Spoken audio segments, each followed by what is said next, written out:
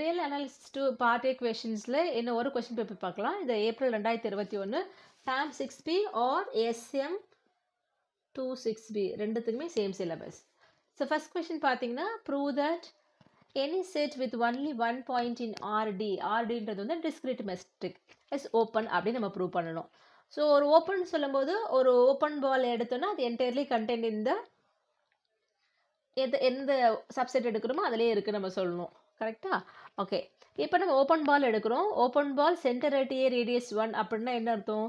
It's defined as all points whose distance from A is less than 1. ஆனால் நமக்கு discrete matric சொன்னாலே நமக்கு distance ரெண்டு டிஸ்டன்ஸ் தான். அந்த பாயிண்ட்லேருந்தே அதே பாயிண்ட்டுக்குள்ள டிஸ்டன்ஸ் டி ஆஃப் எக்ஸ் இருந்தால் உங்களுக்கு 0 வரும். அதர் தென் எக்ஸாக இருந்தால் 1 வரும். அப்போ லெஸ் தென் 1னா நமக்கு என்ன வரும்? 0 மட்டும்தான் இருக்க முடியாது. அப்போ 0னா அந்த பாயிண்ட் மட்டும் தான் இருக்குன்னு அர்த்தம். அதுதான் அடுத்தல எழுதியிருக்கோம். If A belong to RD, then open ball center at A radius 1 equal to singleton A. அப்போ singleton A என்றது எதனோட சப்செட்? RDயோட சப்செட்.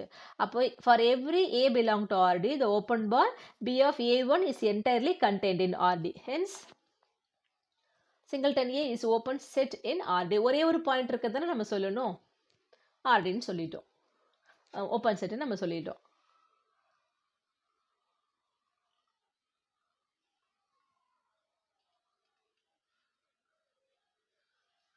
அடுத்த கொஷின், டிஃபைன் டென்ஸ் செட் இன் த மெட்ரிக் ஸ்பேஸ் M ரோ. ரெண்டு டெஃபினிஷன் கொடுத்துருக்கேன். உங்களுக்கு எது ஈஸியாக இருக்கோ நீங்கள் அதை ஃபாலோ பண்ணிக்கோங்க. இதுவும் அடிக்கடி கேட்குற கொஷின் தான். Let M be a metric space, the subset A of M is said to be dense in M if A bar equal to M. A barனா இது க்ளோஷர்னு அர்த்தம். க்ளோஷர்னா லிமிட் பாயிண்ட்ஸ்னு அர்த்தம் இல்லையா? அப்போ அதுதான் அது இன்னொரு டெஃபினிஷன் இப்படி கொடுத்துருக்கேன். Let M be a metric space and A be a subset of M. A is a dense in M if every point in M is a limit point of A. A barன்னு சொல்லும்போது closure of A னா limit point of A ன்னு அர்த்தம். அதுதான் அப்படி எழுதியிருக்கோம். Okay, so prove that of closed interval 1/2 1 is open in closed interval 0 1. எப்பெல்லாம் இந்த மாதிரி கொஷின் இது அடிக்கடி கேட்டிருக்காங்க இந்த கொஷினும். ஓகேவா?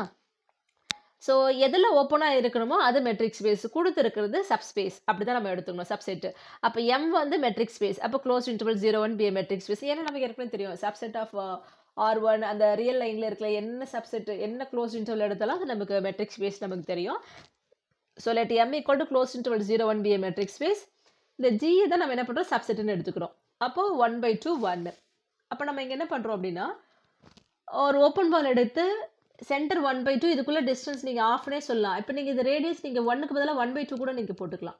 இந்த 1க்கு பதிலாக 1/2 கூட நம்ம ரேடியஸ் போட்டோன்னு வச்சுக்கோங்களேன்.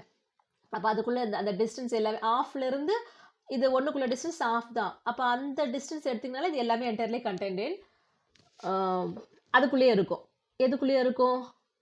ஆஃப். இது வந்து ஆஃப் ஓப்பன் 1/2 1லேயே இருக்கும். இப்போ ரியல் லைன் எடுக்கிறோன்னு வச்சுக்கோங்களேன். இங்கே 0 இருக்குது, இங்கே 1/2 இருக்குது, இங்கே 1 இருக்குது. இப்போ 1ன்ற பாயிண்ட் நமக்கு இல்லை, ஏன்னா இது ஓப்பனாக இருக்குது இல்லையா? இது சென்டராக வச்சு இந்த டிஸ்டன்ஸ் பார்த்தீங்கன்னா ஆஃப் தான். அப்போ ரேடியஸ் லெஸ் தென் 1/2னா நீங்கள் இதுக்குள்ளே எந்த பாயிண்ட் எடுத்தாலும் அதுக்குள்ளேயே வந்துடும் உங்களுக்கு. ஓகேவா? இப்போ ஆஃப் வந்து 0.5வா, நீங்கள் அந்த ரேடியஸ் வந்து 0.1ன்னு எடுத்துக்கோங்களேன். அப்போ +0.1 -0.1. ஓகே, இங்கே வரும்போது என்ன வரும்? 0.4 வரும், இங்கே வரும்போது 0.6 வரும். 0.4 நமக்கு இதுக்குள்ளேயே கிடையாது. அப்போது இது லெஸ் தென் 0.1னா இந்த பாயிண்ட் மட்டும் இதுக்குள்ளே இருக்கிற பாயிண்ட்லாம் வரும். அப்போ இது வரைக்கும் ரேடியஸ் 1/2. நீங்கள் 1ன்னு சொன்னாலும் ஓகே, 1/2ன்னு சொன்னாலும் ஓகே. அப்போ நம்ம என்ன பண்ணலாம்? G equal to open 1/2 closed 1. அப்போ நம்ம என்ன பண்ணலாம்? பால் சென்டர் அட் 1/2 ரேடியஸ் 1/2 எடுத்தோம்னா which is nothing but the same of closed இன்டர்வலாக இருக்கும். 1/2 1ஆக இருக்கும். Okay, this is nothing but G. அப்போ நம்ம எடுக்கிற open ball entirely content in G சொல்லுவோம். அதுதான் நம்ம ஓப்பன் நம்ம சொல்லுவோம். அதுதான் இங்கே எழுதியிருக்கேன். That's for every x belong to G. இதுதான் நமக்கு G இல்லையா? இதுக்குள்ளே நீங்கள் எந்த பாயிண்ட் எடுத்து அது சென்டர் அதுவாக வச்சு ரேடியஸ் 1/2 வச்சிங்கன்னா அது ஃபுல்லாகவே நமக்கு என்ன இங்கே இருக்கும்? என்டையர்லி கண்டென்ட் இன் இந்த ஓப்பன் ஆஃப் க்ளோஸ் இன்டர்வல்குள்ளேயே இருக்கும். That's every x belong to G, the open ball centre at x radius are entirely content in G. அப்போது ஆஃப் க்ளோஸ்ட் இன்டர்வல் 1/2 1 வந்து ஓப்பன் இன் க்ளோஸ்ட் இன்டர்வல் 0 1. இன்னொரு கொஸ்டின் பேப்பரில் சொல்லும்போது இந்த Gலாம் போட்டிருக்க மாட்டேன், இங்கே போட்டிருக்கேன் நான். இந்த கொஸ்டின் பாருங்களேன். Prove that closed interval 0 1 is கம்ப்ளீட்னு கொடுத்துருக்காங்க. இப்போ இந்த தியரம் இது உங்களுக்காக எழுதியிருக்கேன், நீங்கள் இது எழுதாமல் கூட எழுதலாம். முதல்ல தியரம் படிச்சுக்கலாம். If M rho is a complete metric space and A is a closed subset of M, then A row is also complete. அதாவது ஒரு complete metric space இருக்கு, அதுல ஒரு closed subset இருந்தா அந்த closed subset is also complete. இப்போ நமக்கு என்ன கொடுத்திருக்காங்க, ஒரு closed interval 01 வந்து complete னு prove பண்ண சொல்லியிருக்காங்க. இந்த closed interval 01 வந்து எதனோட subset இருக்கும், R1 real line ஓட subset. அந்த real lineல இருக்கிற அந்த மெட்ரிக் ஸ்பேஸ் R1 நம்ம சொல்லுவோம் இல்லையா, வித் யூஷுவல் மெட்ரிக் இருக்குது, அது கம்ப்ளீட் நமக்கு ஏற்கனவே தெரியும். அப்போ என்ன எழுதுறோம் பாருங்க, since closed interval 01 is a closed subset of a complete metric space R1, therefore closed interval 01 is also complete by using this theorem. நீங்க இந்த தியரம் எழுதாம எழுதினாலும் ஓகே தான். ஓகே, அதே போல் ஸ்டேட் ஃபைனைட் இன்டர்செக்ஷன் ப்ராப்பர்ட்டி, இதுவும் அடிக்கடி நிறைய கொஸ்டின் பேப்பரில் கேட்டிருக்காங்க இல்லையா. A family script F of subsets of a set M is set to have the finite intersection property if whenever F1, F2, etcetera Fn belong to script F, then இது எல்லாத்தோட intersection வந்து not equal to empty. இல்லை இந்த இஃப்க்கு பதிலாக நீங்கள் இந்த ரிசல்ட்டும் எழுதலாம், இந்த வேர்டிங்கும் எழுதலாம். இதே போல் எழுதிட்டே வந்துட்டு இந்த இஃப்க்கு அப்புறம் if intersection of any finite number of sets in script f is never empty. Okay, அடுத்து பாருங்க, இது ஒரு ப்ராப்ளமாக கேட்டிருக்காங்க. Verify that f of x equal to 1 by x is uniformly continuous on of closed interval 01. இது open 0 closed 1. இப்போ நம்ம definition பிரகாரம் f is uniformly continuous on the given interval na, for a given epsilon greater than 0 there exists a del greater than 0 such that modulus of f of x minus f of c at the point c ல பத்தி பேசுறோம்.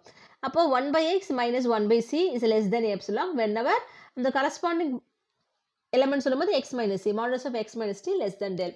இதுதான் நமக்கு uniform கண்டினியூஸ்க்கான definition ஜென்ரலாக நம்ம எடுக்கிறதா இருந்தா c வச்சு எடுத்திருக்கேன். ஓகே, அப்போ இங்கே நீங்கள் எல்சிஎம் எடுக்கிறீங்கன்னா c minus X by C எக்ஸின்னு வந்துடுமா, is less than epsilon whenever இங்கே இருக்கு இல்லையா X minus C less than delta அப்படின்னு சொல்லும் பொழுது இந்த ரியல் லைனில் எடுக்கிறோம். அப்போ எக்ஸ் வந்து எப்படி இருக்கும் அப்படின்னா டிஸ்டன்ஸ் எக்ஸுக்கும் சிக்குள்ள டிஸ்டன்ஸ் தான் லெஸ் தென் டெல். அப்போ இந்த வந்து சி ப்ளஸ் டெல்லாக இருக்கும், இங்கே இருக்கிறது சி மைனஸ் டெல்லாக இருக்கும். இப்போ இந்த சேம் ரிசல்ட்டே நம்ம இந்த மாதிரி எழுதுறோம்னு அர்த்தம் 1. ஓகே, இஃப் யூ டேக் ஒருவேளை இந்த சி ஈக்குவல் டு நம்ம டெல்னு நம்ம எடுக்கணும்னு வச்சுக்கோங்களேன், இந்த இன்டர்வல் நான் என்னவாகும், டெல் மைனஸ் டெல்னா 0 ஆகிடுமா, இந்த டெல் ப்ளஸ் டெல்னா 2 டெல்னு ஆகும். அப்போது இந்த open interval c minus del comma c plus del நமக்கு என்னவா மாறுதுன்னா ஓப்பன் இன்டர்வல் 0, 2 டெல்லாக மாறுது. Okay, also the condition must be holds for any x in this interval. இந்த இன்டர்வலில் இந்த கண்டிஷன் 1 ட்ரூவாக இருக்கணும். ஓகேவா, இப்போ நம்ம ட்ரூ இல்லைன்னு ப்ரூவ் பண்ண போகிறோம். எப்படின்னு பாருங்கள், இங்கே c minus X by x நம்ம எது சி ஈக்குவல் டு டெல்னு எடுத்திருக்கோம், இதில் சப்ஸ்டிட் பண்ணி பாருங்களேன். அப்போ modulus of del minus X by X into del வருமா. இப்போ டெல் நம்ம என்னென்னு எடுத்திருக்கோன்னு பாருங்கள். ஓகே, அப்போ அதை எடுக்கும் பொழுது இப்போ இதுதான் இருக்கு இல்லையா. இப்போ எக்ஸ் நம்ம இன்க்ரீஸ் பண்ணுறோம், எக்ஸ் வந்து இன்ஃபினிட்டி நோக்கி போகுது அப்படின்னா, சாரி எக்ஸ் வந்து 0 நோக்கி போகுது, எக்ஸ் டென்ஸ் டு 0 அப்படின்னா நமக்கு என்ன ஆகும், இது மொத்த வேல்யூ வந்து டென்ஸ் டு இன்ஃபினிட்டின்னு அர்த்தம். அதுதான் இங்கே எழுதியிருக்கு அடுத்த ஸ்டெப்பில். அதாவது இந்த சிக்கு பதிலாக டெல் போடுறோம், டெல் போட்டால் என்ன வருது, delta minus X by X into delta, அதனோட வேல்யூ டென்ஸ் டு இன்ஃபினிட்டி. இப்போ இதனோட வேல்யூ எப்போ tends to infinity, as X tends to 0, denominator 0னா இன்ஃபினிட்டியாக இருக்கும் இல்லையா.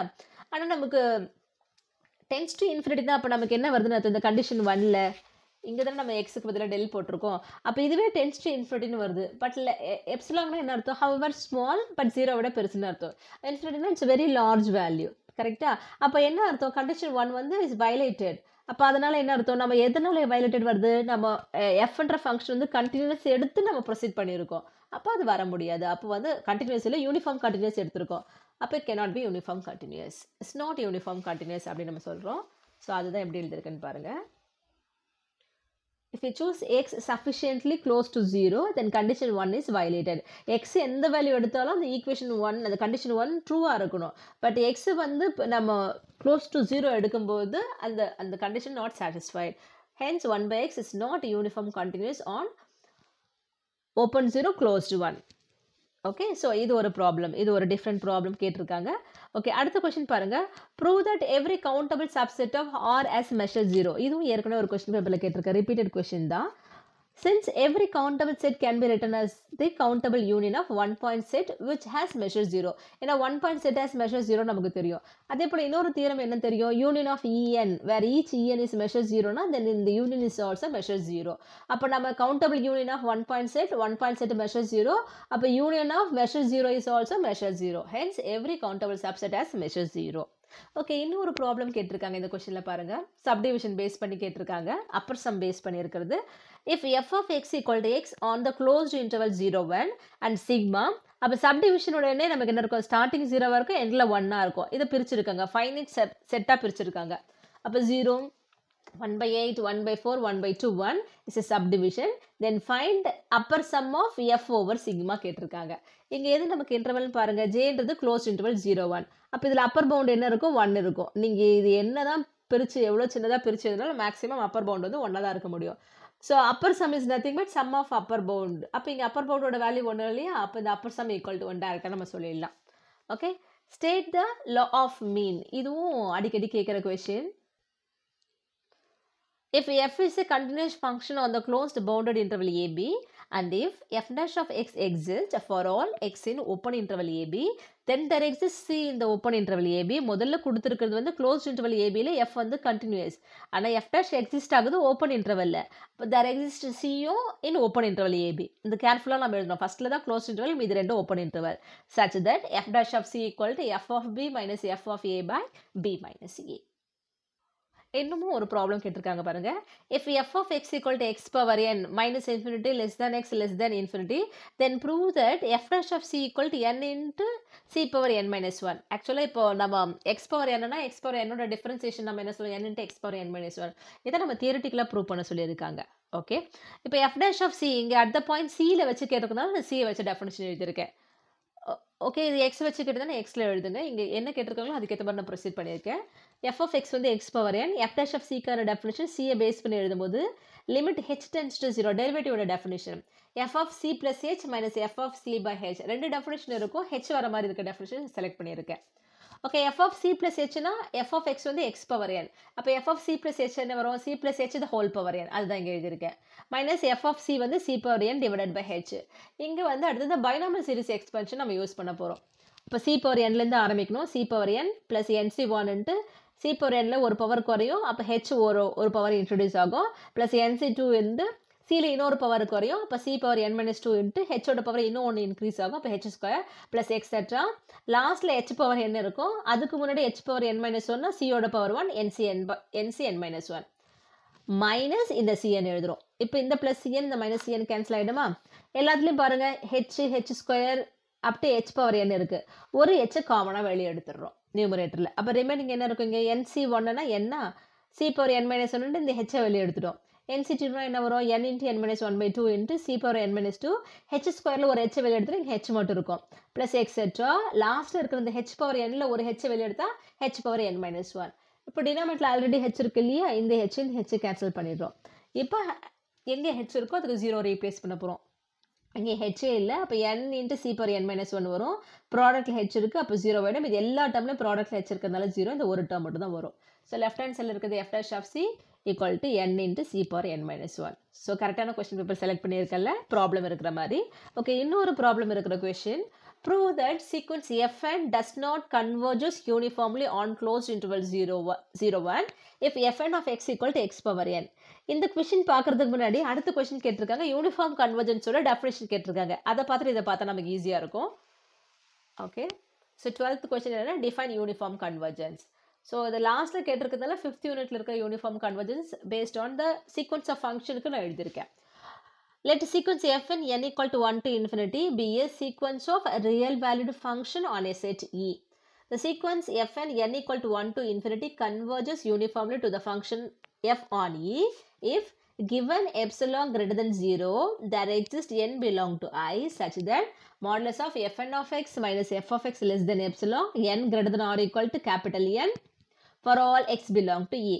அப்போ இதை தான் நம்ம எடுக்கணும் இப்போ இங்கே ஒரு ஃபங்க்ஷன் யூனிஃபார்ம் கண்டினியூஸ்னா நம்ம என்ன பண்ணோம் இது லெஸ் தென் எப்சிலாங் வருதுன்னு நம்ம ப்ரூவ் பண்ணணும் எப்சிலாங் வரும்போது இங்கே ஒரு n எக்ஸிஸ்ட் ஆகுது small n greater than or equal to capital n இந்த n எக்ஸிஸ்ட் ஆகுதுன்றது நம்ம சொல்லணும் ஓகேவா அது ஆச்சுனால இது யூனிஃபார்ம் கன்வர்ஜன்ஸ் நம்ம சொல்லிடலாம் இப்போ ப்ராப்ளம் பார்த்துலாம் அந்த 11th கொஸ்டின் ஓகே இப்போ பாருங்க இப்போ sequence fn converges uniformly to the function f னா if என்ன கண்டிஷன் இந்த டெஃபினிஷன் மாதிரி எழுதுறோம் given epsilon greater than 0 there exists capital N belong to I such that modulus of fn of x minus f of x less than epsilon n greater than or equal to capital N for every x belong to the இங்கே கொடுத்துருக்கு close interval 0 1. Okay, இப்போ முதல்ல இங்கே F of X என்னன்னு கொடுத்துருக்காங்க, X power என்னன்னு கொடுத்துருக்காங்க. இப்போ இந்த க்ளோஸ் இன்டர்வல் 0 1ன்னு வச்சுக்கோங்களேன். முதல்ல எக்ஸுக்கு 1 போட்டிங்கன்னா 1 பவர் n வந்து 1 தான் வரப்போகுது. எக்ஸுக்கு 0 போட்டிங்கன்னா 0 பவர் n 0 தான் வரப்போகுது. இப்போ 0க்கு 1க்கு பிட்வீனில் இருக்க வேல்யூ சப்போஸ் ஃபார் எக்ஸாம்பிள் 0.1 கொடுங்களேன். 0.1 ஸ்கொயர் அப்போ 0.1 ஸ்கொயர் 0.1னா 0.1 0.1 ஸ்கொயர்னா 0.01 0.1 கியூப்னா 0.001 போக போக சின்னதாகிட்டே போகும். நீங்கள் 0.9 கூட கொடுங்களேன். ஃபஸ்ட்டு 0.9 கொடுக்குறீங்க, இந்த ஹோல் பவர் 1னா 0.9 இருக்கும். 0.9 ஸ்கொயர்னா 9 ஸ்கொயர்னா 81, அப்போ 2 டெசிமல் தள்ளி வைக்கும்போது 0.81 0.9 கியூப் அப்போ 0 அப்படி போயிட்டு இருக்கும். ஸோ போக போக என்னாகும் 0 ஆகும். அப்போ லெஸ் தென் 1க்கு நீங்கள் எந்த வேல்யூ எடுத்தாலும் இந்த ஃபங்க்ஷன் எதை அப்ரோச் பண்ணுதுன்னா 0 தான் அப்ரோச் பண்ணுது. அப்போ அதனோட லிமிட் என்ன இருக்குன்னா ஒன்று எதிர் 0 இருக்கும் இல்லை 1 இருக்கும். இது 2 தான் பாசிபிலிட்டிஸ் இருக்குது. அதுதான் இங்கே எழுதியிருக்கேன். F of x equal to limit n tends to infinity fn of x 0 எப்போ 0வாக இருக்கும்? 0 less than or equal to s less than 1, அதாவது 0 இன்க்ளூடட் 1 கிடையாது. எப்போ 1ஆக இருக்கும்? if x equal to 1. இந்த 2 வேல்யூக்கு தான் இருக்கும். அந்த 2 தான் ஃபங்க்ஷனாக நம்ம எடுத்துக்கிறோம். அப்போ fn of x x power என்ன இருந்தால் ஸ்மால் எஃப் ஆஃப் எக்ஸ் இந்த லிமிட் என்ன இருக்குன்னு நம்ம கண்டுபிடிச்சிட்டோம். இப்போ இந்த 1 இருக்கு இல்லையா, இந்த ரிசல்ட் போடுறோம்னா fn ஆஃப் எக்ஸ் என்னது எக்ஸ் பவர் n. அப்போ எக்ஸ் பவர் n போடலாமா? எஃப் ஆஃப் எக்ஸ் என்ன வருது? 0. ஏன் 0 எடுத்திருக்கேன்? இங்கே நான் எடுத்திருக்கேன் பாருங்க, க்ளோஸ் டு 0 ஓப்பன் 1 எடுத்திருக்கேன். அப்போ க்ளோஸ் டு 0 ஓப்பன் 1னா அந்த ஃபங்க்ஷன் என்னவாக இருக்கும்? 0வாக இருக்கும். அப்போ இந்த எஃப் ஆஃப் எக்ஸுக்கு பதிலாக 0 போடுறோம். அப்போ modulus of x power n minus 0 வந்து லெஸ் தென் எப்சிலான். இப்போ எப்சிலாங்க்கு நான் வந்து 1/2ன்னு ஒரு வேல்யூ எடுக்கிறேன். ஏன்னா அது நியர் டு 0, அந்த ஸ்மாலர் 1. இங்கே நான் எப்சிலான் 1/2 நான் எடுத்துக்கிறேன் என்னோட கன்வீனியன்ட்டுக்காக. அப்போ நமக்கு என்ன வரும்? இங்கே மாடுலஸ் விட்டுட்டீங்கன்னா எக்ஸ் பவர் n வந்து லெஸ் தென் 1/2ன்னு வருமா? நீங்கள் 0.1 0.2 அந்த மாதிரி கூட எடுத்துக்கலாம். 1/2 ஹேண்டில் பண்ணுறதுக்கு ஈஸியாக இருக்கிறதாக நான் எடுத்திருக்கேன். அப்போ X power n less than 1/2 நமக்கு வருது. இப்போ எக்ஸ் பவர் ஸ்மால் n பதிலாக கேபிட்டல் n போட்டுக்கலாமா? For every n greater than or equal to capital n. எது எடுத்தாலும் இதுதான் இந்த ரிசல்ட் வரப்போகுது. அப்போ எக்ஸ் எங்கே இருக்குது? 0 இன்க்ளூடட் 1 நாட் இன்க்ளூடட். அப்போ 0 less than or equal to x less than 1.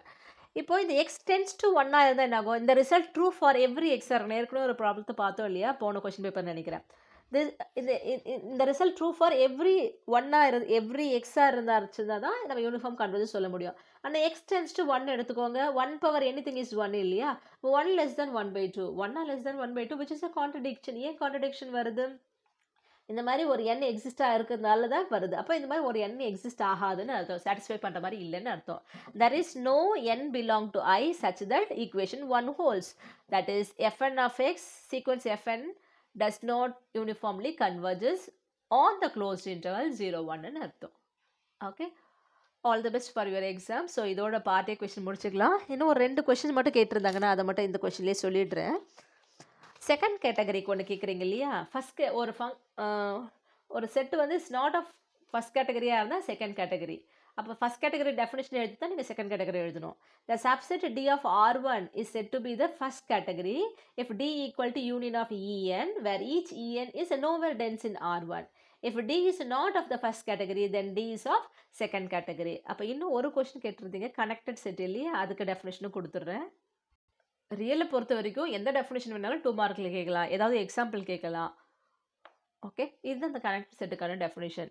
let M row be a metric space and let A be a subset of M. if A has either one of the following property it has the other.